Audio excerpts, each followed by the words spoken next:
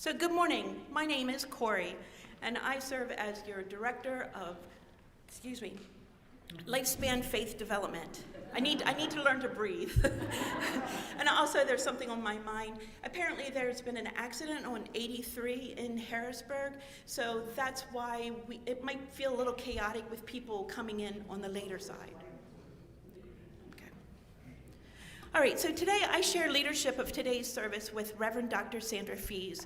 We welcome you to celebrate in the transformative power of religious community. Whoever you are, wherever you live, whomever you love, and whatever you do for a living, you are welcome at the Unitarian Church of Harrisburg. Today we have a special celebration after church. We invite you to join us for cake before the picnic. Yes, as it should be, yes. And we're having cake for the Oliver LaGrone Scholars and then we'll have the church picnic. Those joining online can't have cake, but they can join us this morning to participate in Zoom coffee hour. Online or in person, we are glad that you are here.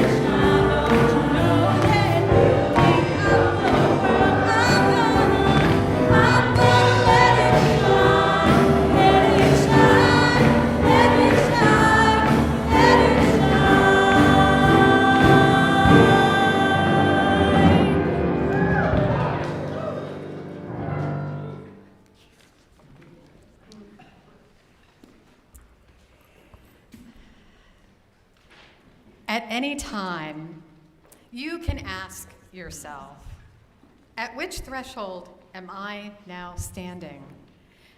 At this time in my life, what am I leaving? Where am I about to enter? What is preventing me from crossing my next threshold? What gift would enable me to do it? John O'Donohue says to cross a new threshold demands courage and also a sense of trust in whatever is emerging. We kindle the collective light, the little light of our flaming chalice, to honor the thresholds we stand on this morning, wondering, hoping, and joining together to celebrate the milestones of our lives.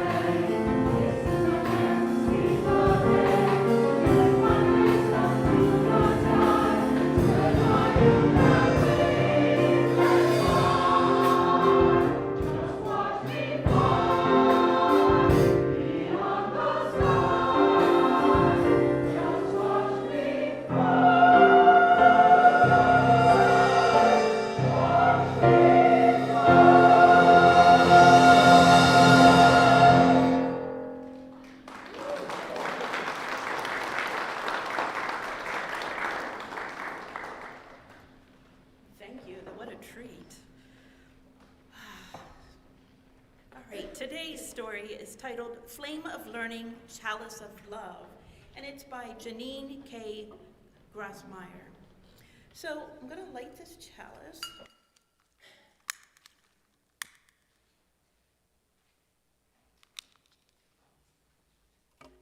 So have you ever watched a candle bloom? Or burn? Bloom, burn. The fire is alive, and you can watch it move if I don't blow it out. Are you serious? Oh, there it comes back. Okay. It flickers, it dances in the wind, and it changes with every breath of air. Fire is alive. It is born, it grows, and it dies. But fire is special.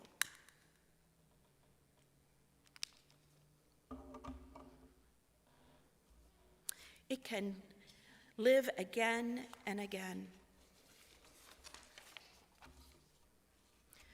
People have always known that fire was special.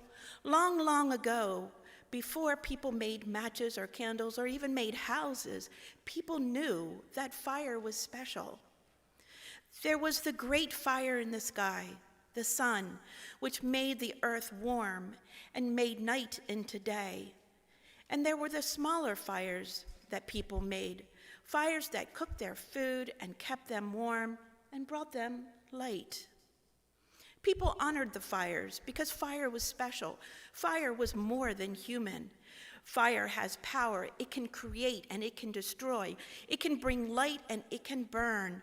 Fire can be wonderful and fire can be terrible. We have to be careful with fire. And so people thought that fire was something sacred and holy. Some people even worshiped fire and said that fire was like a goddess or a god. No matter what they believed, people all over the world gave fire a special place in their religions. They had fires in their homes, of course, to cook food and keep warm, and they also had sacred fires in their temples. They set sacred lamps on the altars. They lit sacred bonfires outside on hilltops and in groves. They placed sacred torches near the graves of those who have died. We still do some of this today, and when Unitarian Universalists gather, we light our chalice. This is our sacred fire. The flame gives light and warmth, just like all fires. It's also a symbol, something we use to represent the light of learning. The chalice is a symbol too. A chalice is similar to a big cup that you can drink from. When we are thirsty, the nicest thing someone can do is to give you a drink of something. Giving a drink to someone is a way of welcoming them to your house.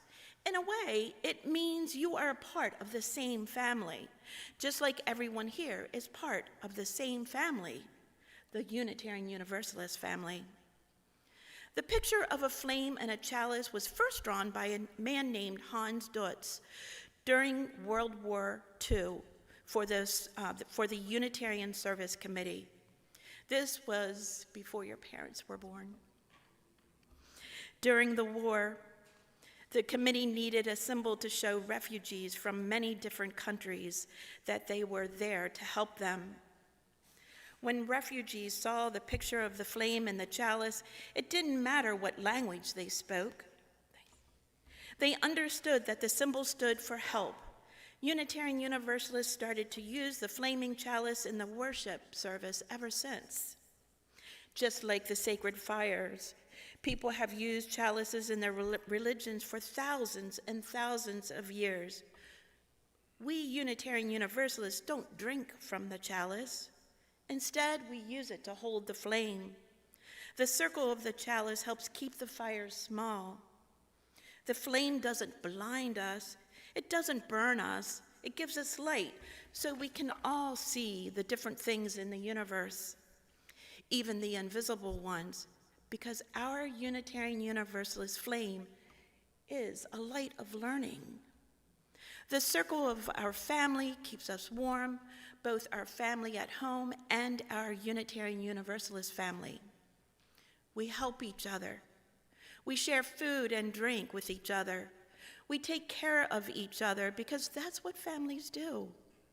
We invite people to be a part of our family because the Unitarian Universalist chalice is a chalice of love. The flaming chalice is a symbol of learning and of love. It's our symbol, the symbol of Unitarian Universalism.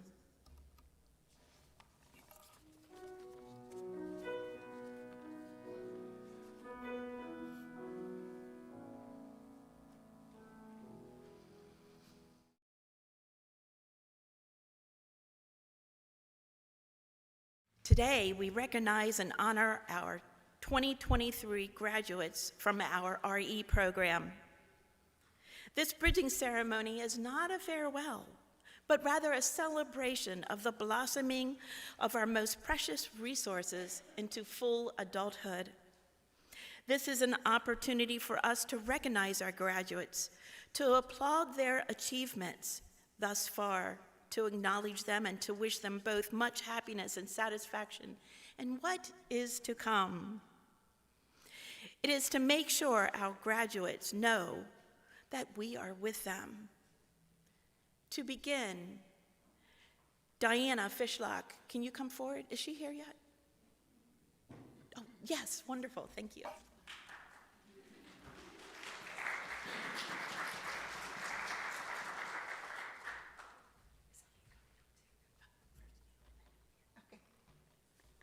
Good morning. I'm Diana Fishlock, and I am Elliot DeCourcy's mom. Elliot graduated from Camp Hill High School yesterday. Oh, Elliot, woohoo, woo! Elliot is also the son of the late Peter DeCourcy. Elliot plans to attend community college for a semester or two and then attend an art school. Well, I'll let him talk about what he plans to do. It wants me to say what I'm most proud of Elliot about. That's hard.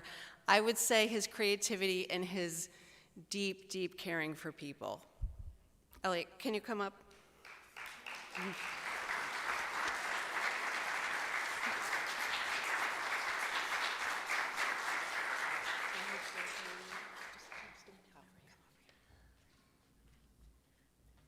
Elliot, do you have some words to share? I can think of something. Yes, go ahead. High school was hard, but I really liked coming here, and usually I felt like I was getting through the week to come here, even if I haven't been coming as much recently because I've just been tired. This has always been a really safe place to come, and it's always been something we look forward to. So I really appreciate this congregation and our mindset.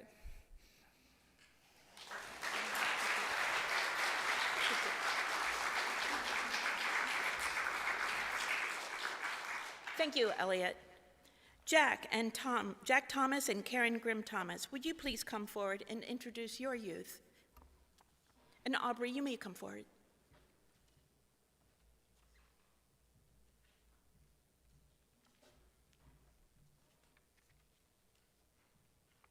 Good morning, everyone. I'm Karen Grimm Thomas, and unfortunately, my husband, Jack, is traveling for work, so he's not able to be here. But we're the very proud parents of Aubrey Thomas, who will be graduating from Central Dauphin East High School this coming Tuesday. She's going to move on to Penn State University, where she's going to study architectural engineering. So we're very proud of her. I think one of the things I'm going to miss the most is she's just very thoughtful. We have really great conversations, and she makes me laugh a lot. And I'm going to be lonely sometimes, I know. But I'm very proud.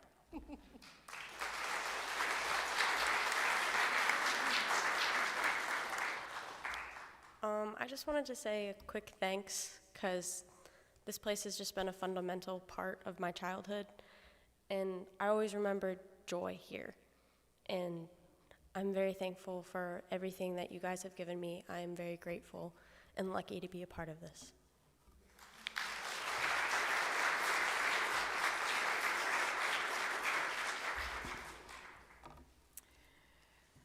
When we dedicate children into our community and dedicate ourselves to them, we give them each a long-stemmed rose. with the thorns removed. The buds are symbols of the beauty of each individual and their beautiful unfolding life. We offer roses with thornless stems as a symbol of our desire to protect the children of our church family from all that could be hurtful. And now for this rite of passage, we again give a rose whose stem this time is not so carefully stripped of thorns. Adult life, as we know, is occasionally painful and difficult, as well as rich in color and texture. And we urge our young adults to engage life fully in all of its beauty and ease and struggle as well. So Elliot and Aubrey, a rose for each of you.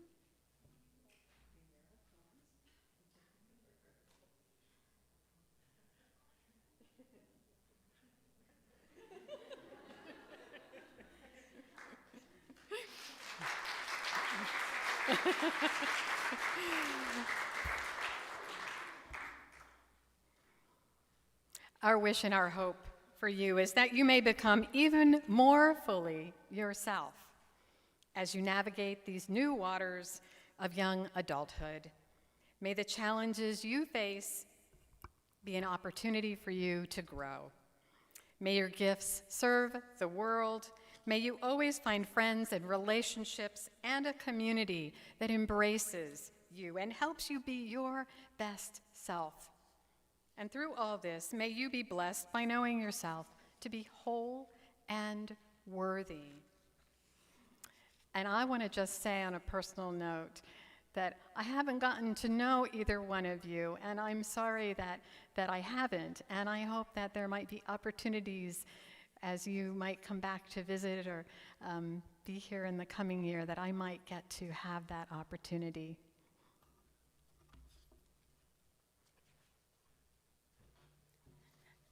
Excuse me. Now, I invite you to join in reading out loud your part in the litany for bridging, which is found in your order of service.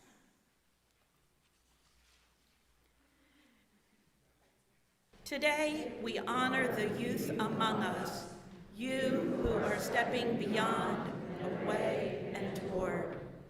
Today, we share in your journey and encourage your discovery. Today we applaud you for all you have been, for all you are now, for all you will be.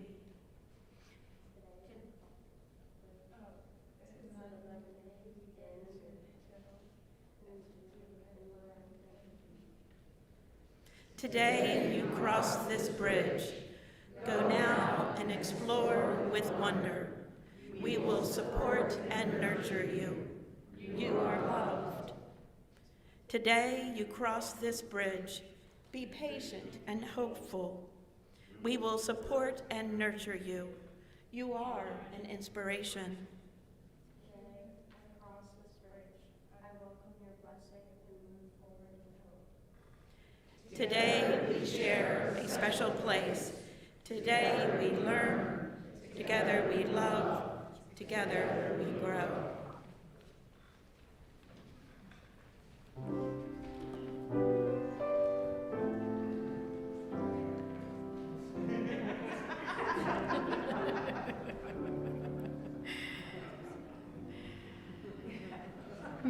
This morning, we gift each of you a new chalice from your home church community.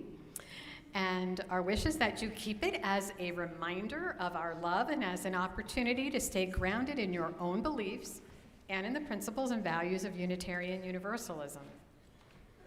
There's also a book in there for you as well.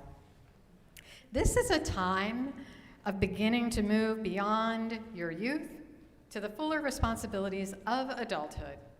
Decisions about your religion, your faith, your life, and your personhood lie ahead. When you light the flame of the chalice you've received, we hope you'll remember all the lessons that you have learned here, that we have learned together. May you live your life in awareness and in recognition of beauty. And may you know that although there is evil in the world, there is also goodness. May you go and add to the good. May you go in peace upon your journey. In a minute, I will invite our parents, youth, and anyone who has served as an advisor to form a bridge for our graduating seniors to walk through. But before you move, I invite our young adults, children, and anyone else who would like to come forward and stand to this side. We'll form two lines right in front of us here. Into the community of all ages, symbolizing that there is love and belonging on the other side of this bridge. All right, would anybody like to come forward and form a bridge? Parents, would you like to join me?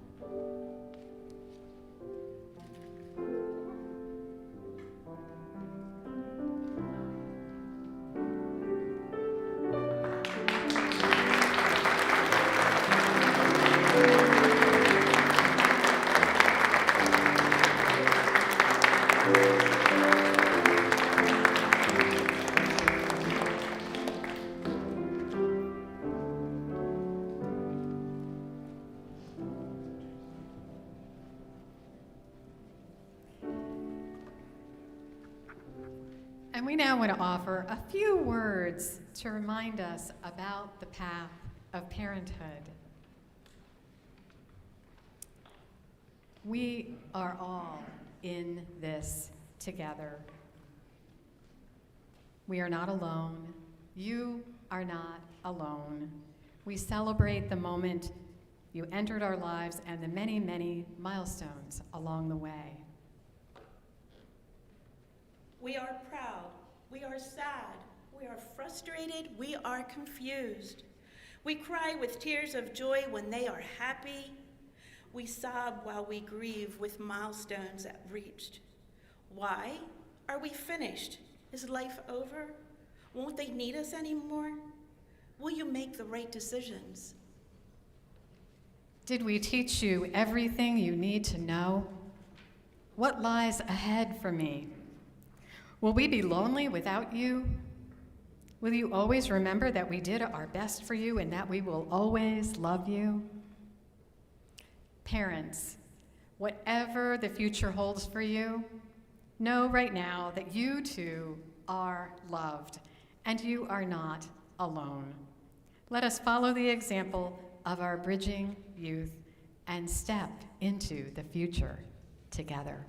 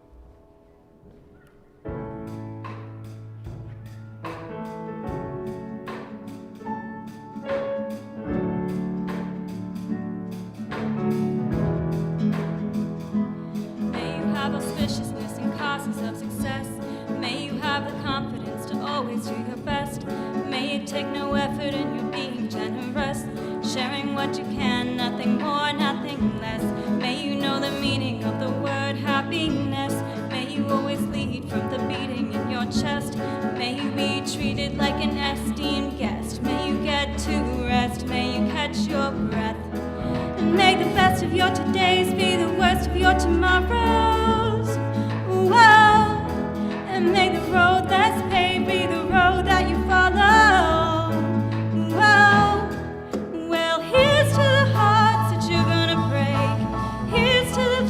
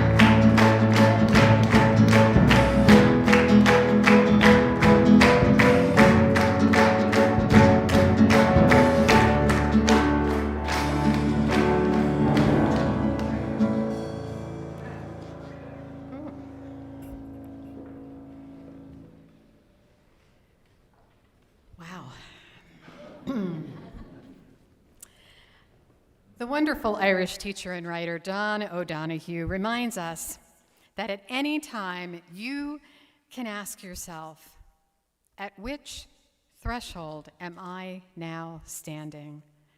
At this time in my life, what am I leaving? Where am I about to enter? Today, as we bridge two of our church youth and in just a few minutes award a scholarship to a youth in our local community, it's tempting to think that these are questions best left to young people. But we are, all of us, standing at threshold moments, bridging moments throughout our lives. From birth to death, and arguably beyond, there are thresholds we are crossing.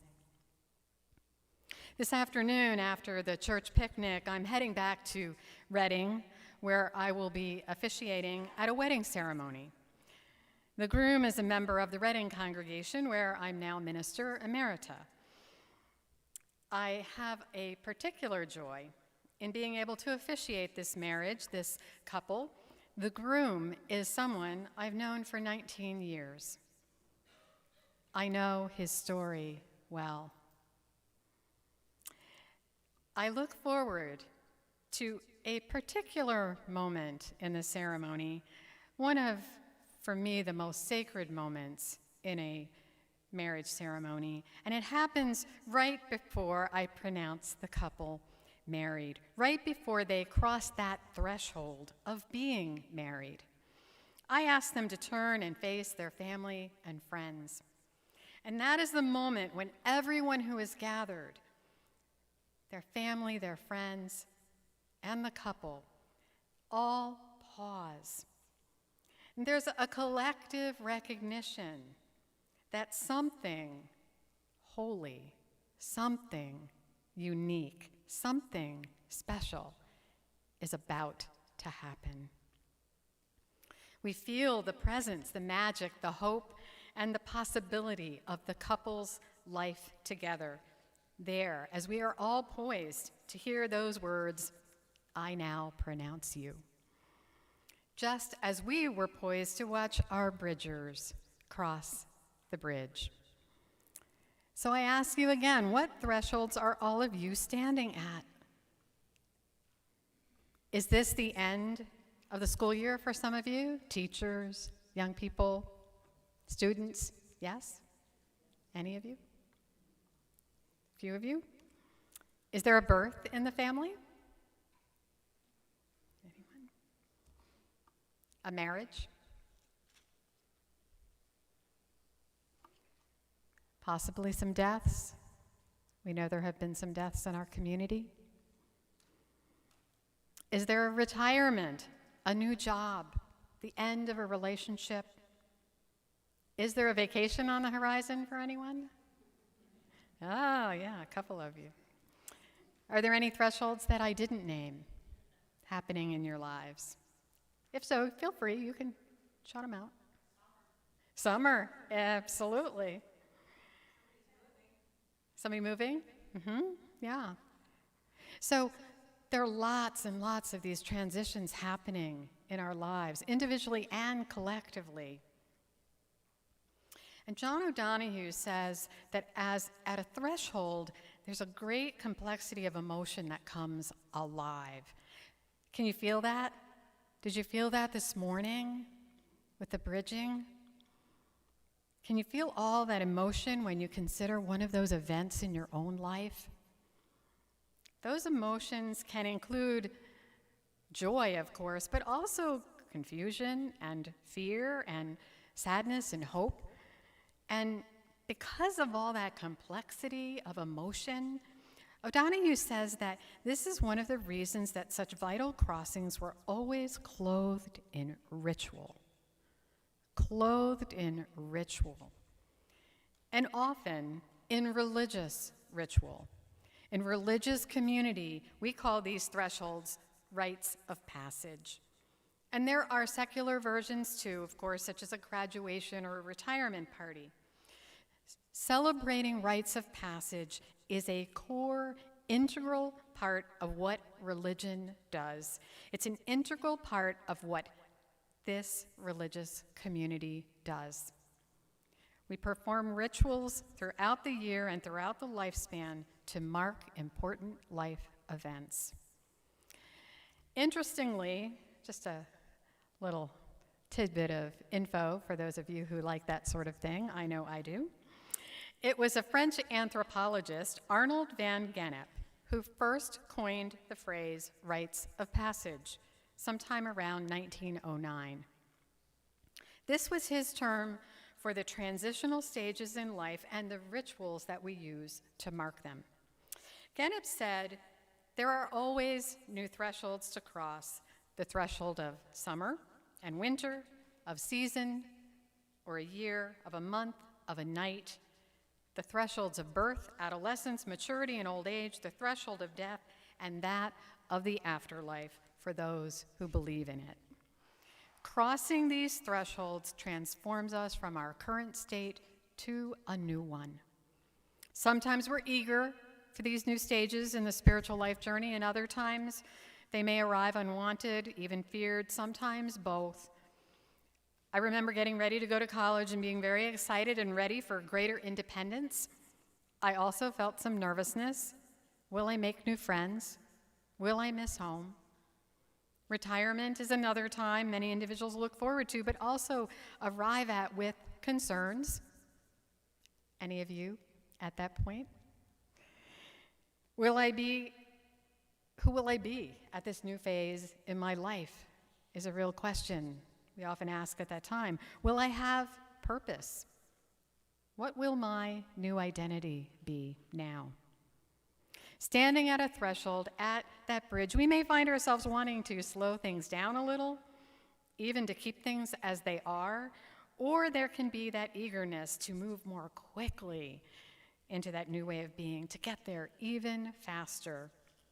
Having rituals to mark these times of change helps us to recognize that there are actually phases involved. First, we must leave the familiar and the known. Second, we make a transition into liminal time, that time of self-reflection, time to consider the fears and the unknown.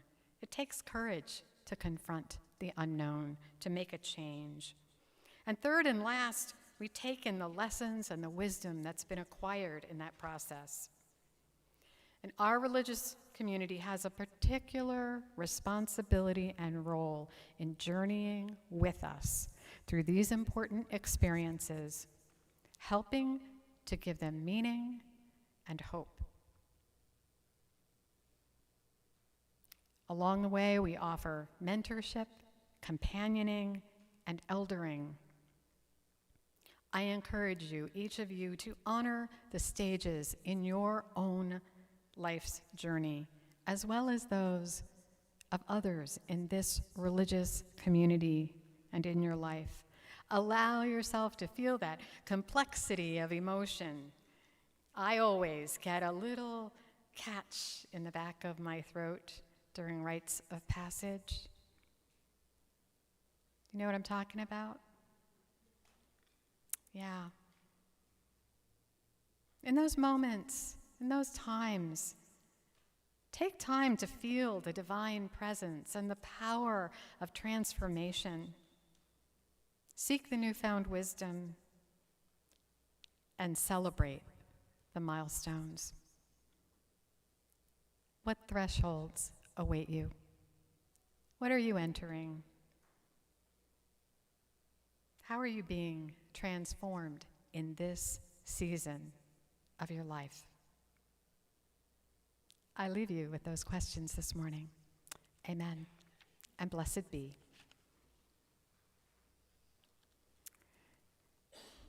And we take time now for one of our weekly rituals, the sharing of our joys and sorrows in community.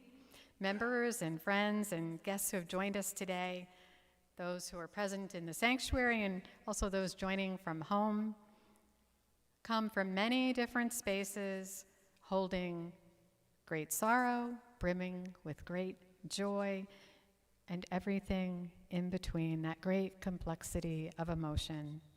You're invited to give expression to your prayers, your meditations, by writing a card found at the back of the sanctuary, and by coming forward and placing a stone in silence in our common bowl of water. By sharing in each other's joys and by holding each other's sorrows, we create this blessed community.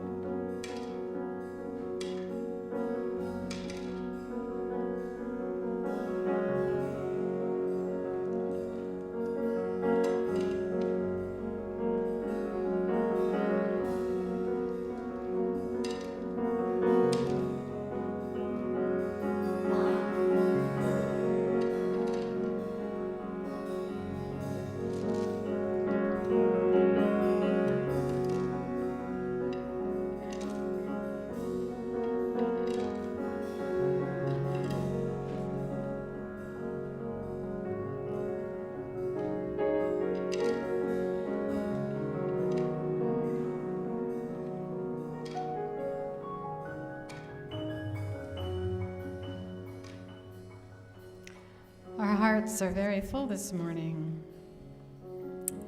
Libby Tisdale invites us to remember our beloved Michelle Hay, who passed away last Sunday after a 2-year battle with ovarian cancer. Information about her memorial service and celebrating Michelle is on the church discussion group Facebook page, and I hope you'll look for that there.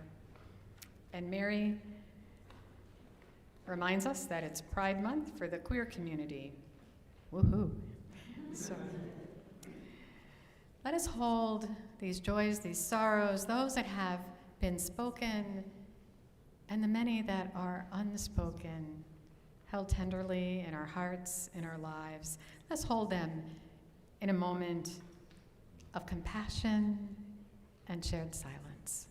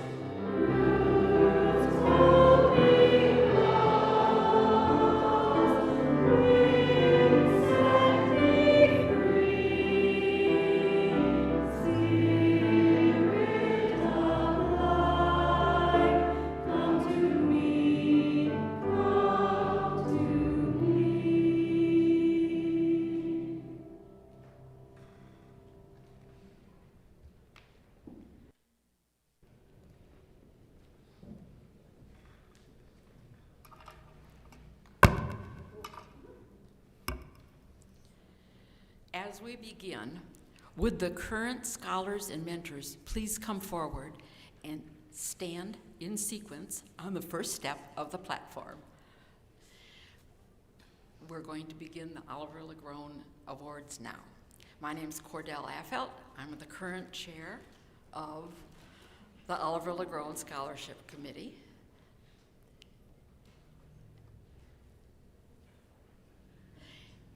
Would the current members of our active Social Justice Committee please stand? Margaret Carew,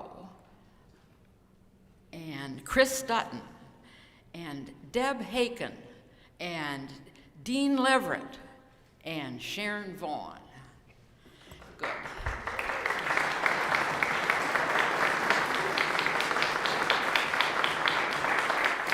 And now, I want a big hand wave out there from the many other LaGrone Scholarship supporters that are in the sanctuary this morning. So, past committee members, and past mentors, and past selection panelists, and people who have helped with the reception, and people who have designed the LaGrone display case, and people who have written thank yous, or reporter newsletter articles, or took photos, and who's been a contributor to the fund. Yes, lots. So, scholars, as you have seen, over 31 years, lots of members and friends of the Unitarian Church of Harrisburg have shaped and continue to back the program. We much value that you have an opportunity to be in relationship with us, and we value that we have an opportunity to be in relationship with you. Not only does the LaGrone Scholarship help you learn with post-secondary education, you help us learn and grow. So we will now recognize our current scholars and mentors. Chris Dutton has a flower for each of you. Our first scholar was unable to be here this morning. Obame or Kenny Akingbasote sends her regrets that she's not able to join us. She's in the nursing program at HAC at Gettysburg. But her mentor, Ann Stillwater, school nurse and nurse educator, is here. We appreciate you, Ann. And scholar, Christine Ledesma, social work program at Shippensburg University.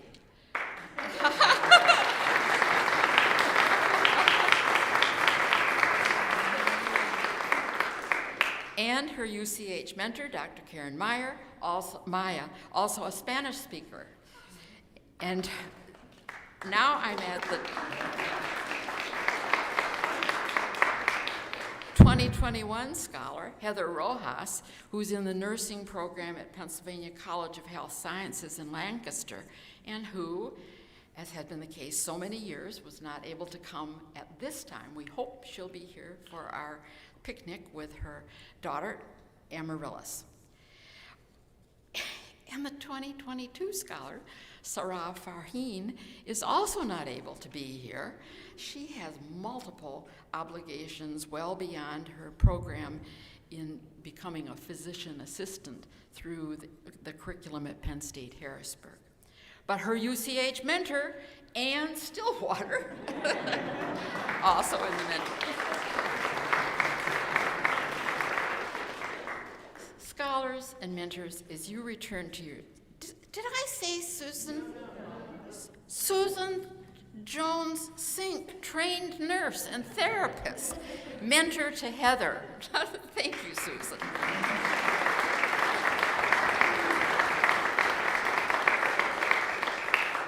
So, scholars and mentors, as you return to your seats, know that we look forward to talking with you during the reception. Persistent Kenny, not here, but returning to college studies despite complications. Reflective Christina, who changed her major for well-thought-out reasons. Hustling Heather, a single mom of young Amaryllis, actively engaged with her extended family and working. And Savvy Sarah, who also juggles multiple responsibilities beyond her college studies. And now we come to the 2023 scholar. Would you please come to the podium? As our scholar approaches, would the members of this year's selection panel please stand? Mikhail Simpson, not here, CEO of Capital Rebirth, a community engagement organization ready for any of you volunteers out there. Stilton High School history teacher and National College Athletic Association football record holder. Big stories. And big stories with Maria Hernandez, who was also on the selection panel, community advocate, and separate from her volunteer selection panel work is the staff member for Senator Robert Casey.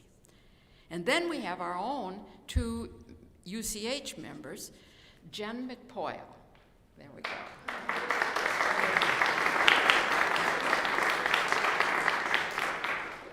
And this is one of the strange Sundays when I don't see Kyle Petrus here, because he's always here.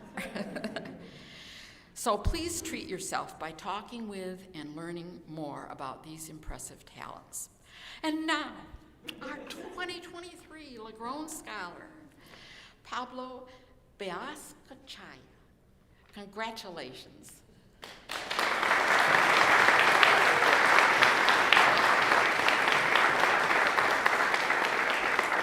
Pablo, Harrisburg High School graduate, National Honor Society member, Student Council member, Aquaponics Club secretary, Latina, Hispanic, and American Community Center volunteer and staff. You are headed for a life in medicine, spurred by challenges with prescribed medications. Your UCH co-mentors, Dr. Mary Lynn Vasile and Dr. Paul Haydet, look forward to connecting with you. Regrettably, their schedule takes them out of town today. Pablo, we want you to have this memento. Ask him to look later. It's got Oliver LaGrone's picture when he was in his 30s at the prestigious Cranbrook School of Art. The photo is of him in the sculpture studio there. And then on the other side, there's a poem that he wrote for Pablo, because he wrote the poem for each of the scholars, and each scholar has their name in their poem. Pablo, we welcome your words. I'll hold this for you.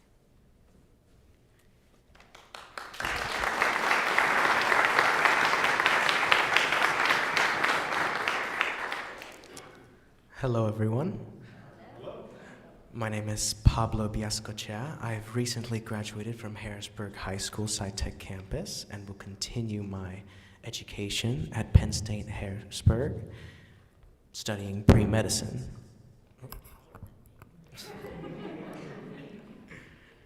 And today I'm just going to share my story on how I got here and what I'm doing to get here. Ever since I had received the news that my father had suffered a work-related injury, things have been a lot more difficult for me and my family. Being that my father was my family's main source of income, I made the choice to seek work. I was temporarily the only source of income on top of whatever aid my father received. I'm grateful for everything he's done for the family, and I want to show that appreciation by helping him financially. To be at a place where he can relax with my mother. My family has never had anyone complete college, whether it be for financial reasons or otherwise.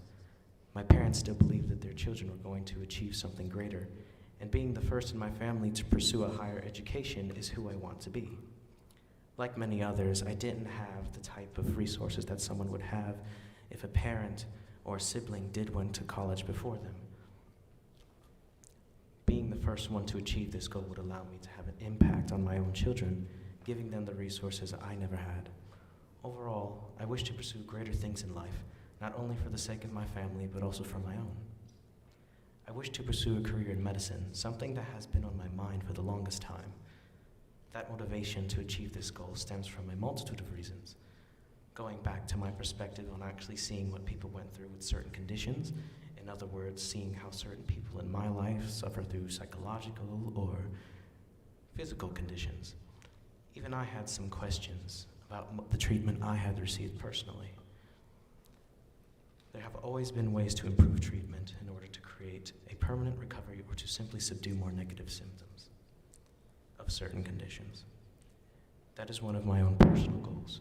I wish to be known for something that I feel could benefit everyone. Becoming a doctor is just one of the many steps to take before I get there. I have pushed myself through very difficult times, and what helps me maintain that strength is the image of reaching that point of success that my family believes I can reach, which is why I'm glad to receive the support of the Oliver LaGrone Scholarship. Thank you.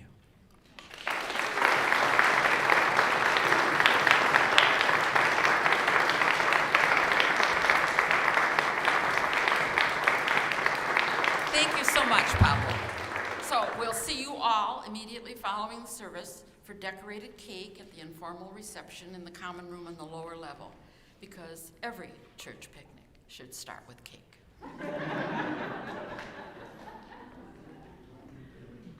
Thank you, Cordell.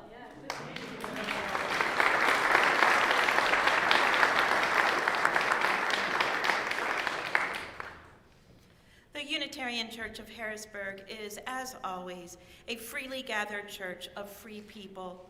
The church is created, sustained, and supported by you. This morning, you have two opportunities to contribute. The first is to the Oliver LaGrone Scholarship Fund to enlarge future scholarship amounts. To contribute directly to the fund, use the envelope provided in the order of service.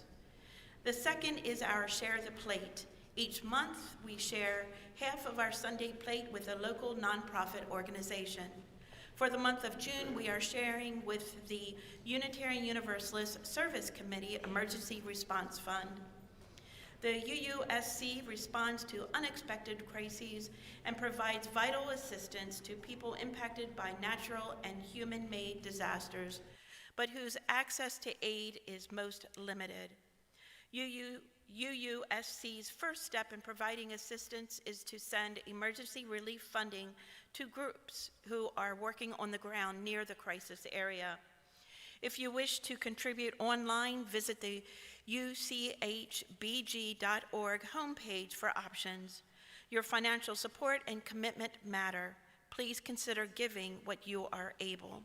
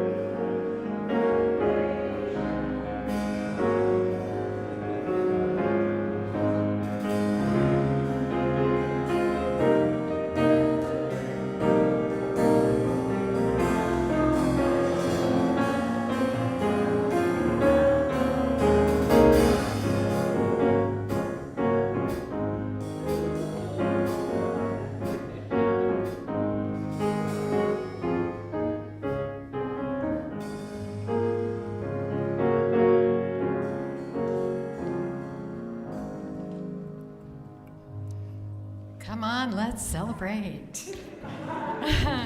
Let's celebrate these gifts, so generously given and gratefully received. And let's celebrate our covenant to one another by joining in the words of affirmation as printed in your order of service. Will you join me? Love is the spirit of this congregation, and service is our gift. This is our great covenant, to dwell together in peace, to seek the truth in love, and to help one another, and to build a new way. Let's join in singing. It's number 1017. Love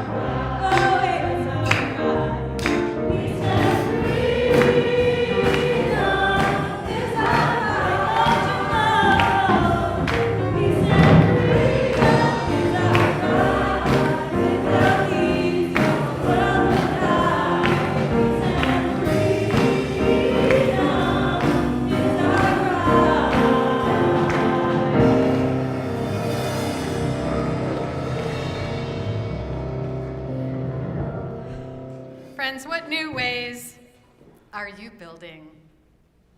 What new ways are being built in you? Let's go celebrate what we are building in our lives, in our community, and in our world. Blessed be, and amen.